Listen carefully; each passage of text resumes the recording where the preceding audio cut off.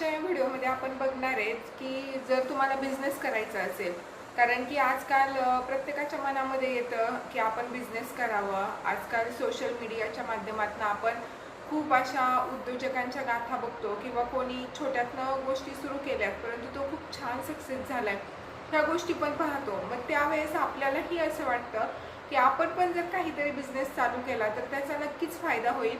पण कसं असतं की सोशल मीडियावरची लाईफ किंवा आपण फक्त यूट्यूबवरती सुद्धा तुम्ही कुठलाही बिझनेस सर्च केला ना तर त्याच्याबद्दल खूप छान छान व्हिडिओ तुम्हाला मिळतील। तुम्ही हा बिझनेस कराच म्हणून सांगतील, तुम्हाला सक्सेसच भेटेल, तुम्ही पॉझिटिव्हमध्येच जाल। परंतु ज्यावेळेस तुम्ही बिझनेस करता तर सगळ्यात पहिला आपण एक संकल्पना घेतो आणि ती संकल्पना कुठून येते आपल्याला बिझनेसची? एकतर सोशल मीडियामधनं येते, यूट्यूबमधनं येते किंवा असंच कोणी मित्रांनी सांगितलंय काय केलंय मग आपण ते करतो। त्यानंतर आपण सर्च कुठे करतो? एकतर ऑनलाईन सर्च करतो। ऑनलाईन सर्च केलं की आपल्याला संपूर्ण माहिती मिळते, हे डॉक्युमेंटेशन लागेल, ते डॉक्युमेंटेशन लागेल, तुम्हाला अशा पद्धतीनं बिझनेस करावं लागेल, तुम्हाला ह्या गोष्टी कराव्या लागतील, तुम्हाला त्या गोष्टी कराव्या लागतील। पण आपण सगळं करतो, मग इस्टिमेट काढतो, आपण असं करू, आपण तसं करू, आपण हे आपण पूर्ण प्लॅन ऑफ ॲक्शन लिहून काढतो की ह्या प्लॅननुसार आपण आता आपला बिझनेस स्टार्ट करणार आहे। परंतु ज्या वेळेस आपण ते म्हणतात ना की अनुभव असला पाहिजे तुम्हाला, आपल्याला बिझनेस करायचा म्हटल्यावर आपल्याला सांगितलं जातं, समजा आपल्याला मेडिकलच टाकायचं असेल तर मेडिकल टाकायच्या अगोदर आपल्याला सांगितलं जातं की 1 महिना मेडिकलवर बसून बघ, त्यानंतर दुसरं काही काम करायचं असेल तर 1 महिना करून बघ, एक पोल्ट्रीचा व्यवसाय टाकायचा असेल तर त्यामध्ये प्रशिक्षण असतं आणि त्यानंतर सांगितलं जातं की 1 महिना बाहेर जॉब करून बघ, जेणेकरून तुम्हाला वॅक्सिनेशन कसं द्यायचं, त्यानंतर कुठल्या गोष्टी त्याच्यासाठी लागतात, कुठलं म्हणजे आपल्याला कुठले प्रॉब्लेम फेस करावे लागतील, अशा गोष्टी येतात। तर मला फक्त माझा व्हिडिओ जे लोक पाहत असतील त्यांना मला फक्त थोड्याशा टिप्स द्यायच्या की ज्या बिझनेस करायचा हे म्हणणं सोपं, भांडवल तयार करणं हे त्याहून अधिक सोपं आणि बिझनेसचा प्लॅन करणं हे पण सोपं। पण ॲक्च्युअल ज्या वेळेस आपण ग्राउंड रियालिटी बघत नाही किंवा आपण ज्यांनी तो बिझनेस केला आहे, उदाहरणार्थ आता मी तुम्हाला पोल्ट्रीच्या बिझनेसचं सांगते की जर समजा पोल्ट्री टाकायची असं तुमच्या डोक्यामध्ये आलं तर बेसिक काही गोष्टी असतात, जागा हवी, शेड बांधायचे, ह्या ठिकाणावरनं आपण पिल्लं आणायचे, एवढ्या दिवशी त्यांना व्हॅक्सिनेशन द्यायचे, झालं, व्हेंडर येणार, पिल्लं देणार, व्हॅक्सिनेशन करणार, घेऊन जाणार। तेच जर तुम्हाला आर कोंबड्यांचं करायचं असेल तर त्याच्यामध्ये व्हेंडरही तुम्हाला शोधावा लागतो, त्यानंतर व्हॅक्सिनेशनही तुम्हालाच करावं लागतं, खत आहे, पावसाळ्यात गावाकडे जर आपण करतो तर त्या ठिकाणी ती गाडी जाणं आहे, अशा अनेक गोष्टी असतात। म्हणजे किंवा आपण टाकायच्या वेळेस आपण हा विचार करत नाही की बॉयलर कोंबड्यांच्या शेजारी आरच्या कोंबड्या किंवा गावरान कोंबड्या ह्यांना चालत नाही, कारण गावरान कोंबड्यांच्या नुसत्या वासानं किंवा ते हवेच्या संपर्कातनं सुद्धा बॉयलर कोंबड्यांचा पूर्णच्या पूर्ण लॉट हा म्हणजे मरू शकतो। तर हे जे छोट्या छोट्या गोष्टी असतात ना त्या आपल्याला केव्हा कळतात?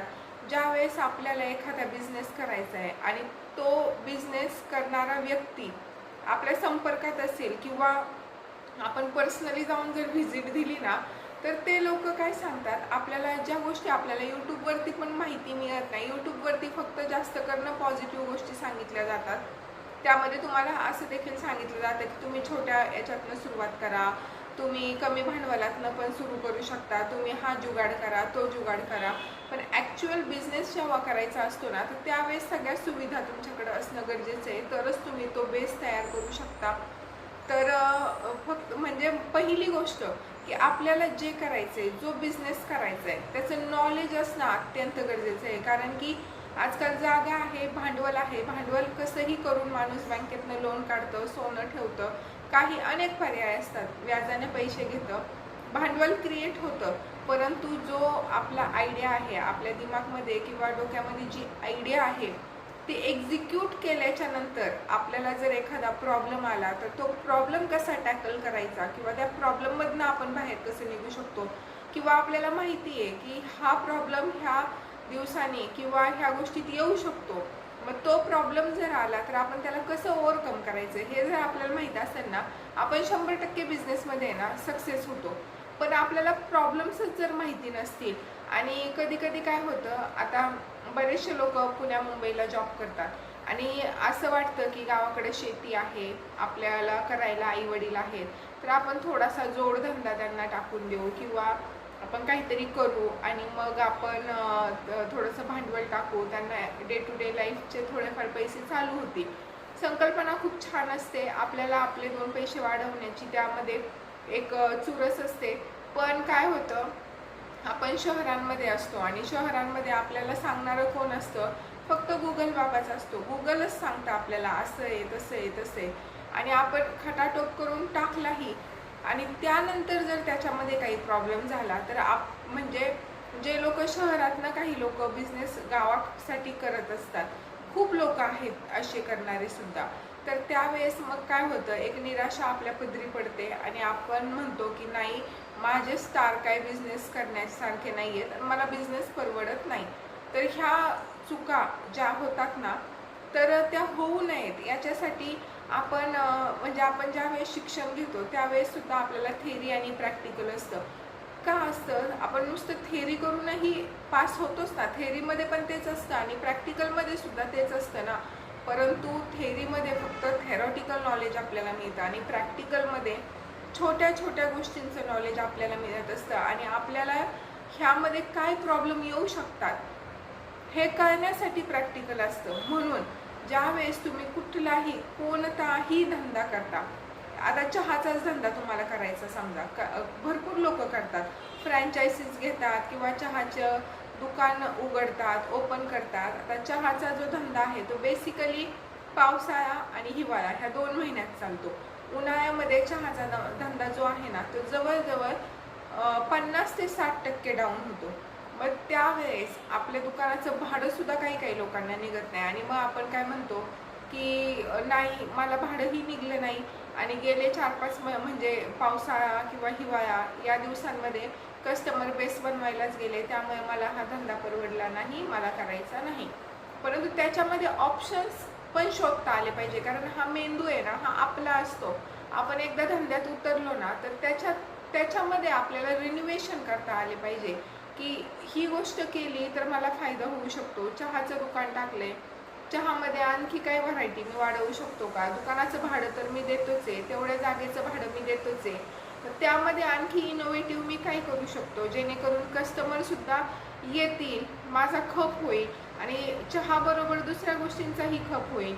उन्हाळ्यामध्ये बरेचसे चहाचे जे दुकानदार असतात ते ज्यूस ठेवतात, थंड पेय ठेवतात, त्यानंतर असं आईस्क्रीम्स ठेवतात, जेणेकरून त्यामध्ये कस्टमर, व्हरायटीचे कस्टमर तिथे येतात आणि मग एका गोष्टीच्या निमित्तानं दुसरी गोष्ट सुद्धा आपली विकली जाते.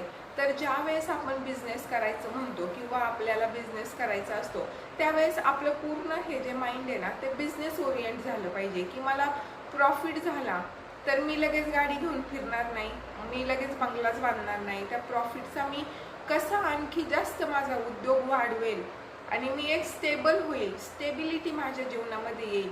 आणि दुसरी गोष्ट की लॉस झाला किंवा डबघाईला आहे, ना प्रॉफिट ना लॉस, त्या सिच्युएशनमध्ये आहे, तर त्यामध्ये सुद्धा मी याच्यात ॲडिशनल काय करू शकतो जेणेकरून मला याच्यातनं मी इन्कम करू शकतो, मिळवू शकतो किंवा एवढा सेटअप मी टाकला आहे तो मला बंद करायची गरज नाही. आपण गाव साईडला बघितलं तर खूप सारे असे दुकानं असतात, 4-5 महिने लोक चालू करतात आणि ते खाद्यांची दुकानं सुद्धा आहेत, पशुखाद्य, पशु खत ह्याचे दुकानं सुद्धा आहेत ना, थोडे दिवस चालतात आणि त्यानंतर अक्षरशः बंद पडले. आपलं भांडवल असतं आणि कुणाचंही घरचं भांडवल नसतं, कोणी प्रत्येकाने व्याजाने काढलेलं असतं, पैसे काढलेले असतात, सोनं बँकेत ठेवून केलेलं असतं, लोन केलेलं असतं, 12 भानगडी केलेल्या असतात.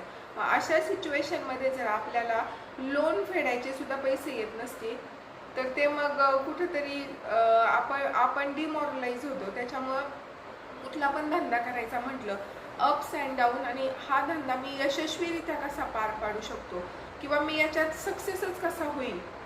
आणि धंदा निवडतानाच मुळात धंदा असा निवडायचा, स्वतःची कॅपॅसिटी बघून. आता आपल्याकडे वेळ नाही आहे, आपण दुसऱ्या कामात गुंतलोय आणि आपण धंदा असा निवडलाय की ज्याच्यामध्ये तुम्हाला सारखं पळावं लागतंय. का तर लोकांनी सांगितलं याच्यामध्ये पैसे खूप आहेत, याच्यामध्ये लॉस होत नाही, परंतु तुम्हाला तेवढा वेळ आहे का पळायला? नाही. मग तुम्हाला लॉसच होणार ना, तुमच्याकडे जर लक्ष द्यायला वेळ नसेल तर. असा धंदा निवडायचा. किंवा काही लोक शहरांमध्ये जॉब करत असतात, मग तुम्ही व्यवसाय असा करा ज्याच्यामध्ये तुम्हाला फक्त पैसा टाकायची गरज आहे आणि त्यानंतर त्याच्यातनं तुम्ही इन्कम करू शकता. म्हणजे धंदा टाकायचा म्हणजे दुकानच टाकून बसायचा असंही नसतं.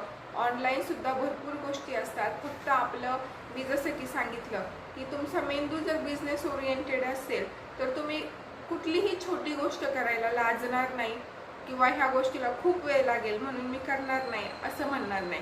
तुम्हाला व्हिडिओ कसा वाटला नक्की मला सांगा.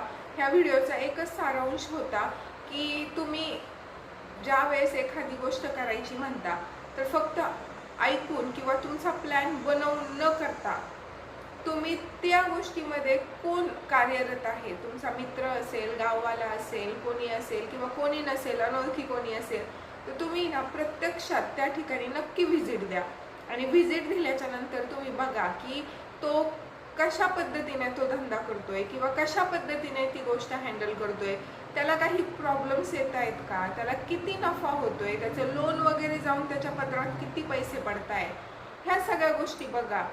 ह्या विचारा. सांगतात खूप लोक चांगले आहेत, सांगतात सगळं. फक्त मनामधला जो न्यूनगंड असतो किंवा जो संकोचित भावना असते आपल्या मनातली, ती काढली ना, खूप लोक सांगतात, छान सांगतात. तर तुम्ही नक्कीच आहे ना अभ्यास करा त्या गोष्टीचा आणि मगच तुम्ही धंद्यात उतरा. एवढंच मला आजच्या या व्हिडिओच्या माध्यमातून सांगायचं होतं. बरीचशी पब्लिक आहे जी म्हणजे ऐकत असते अशा गोष्टी. तर व्हिडिओ कसा वाटला बाकी मला खाली कमेंट करून नक्की तुमची प्रतिक्रिया सांगा. मी जो व्हिडिओ बनवला याच्यावर तुमचं काय मत आहे ते पण खाली कमेंट करून सांगा.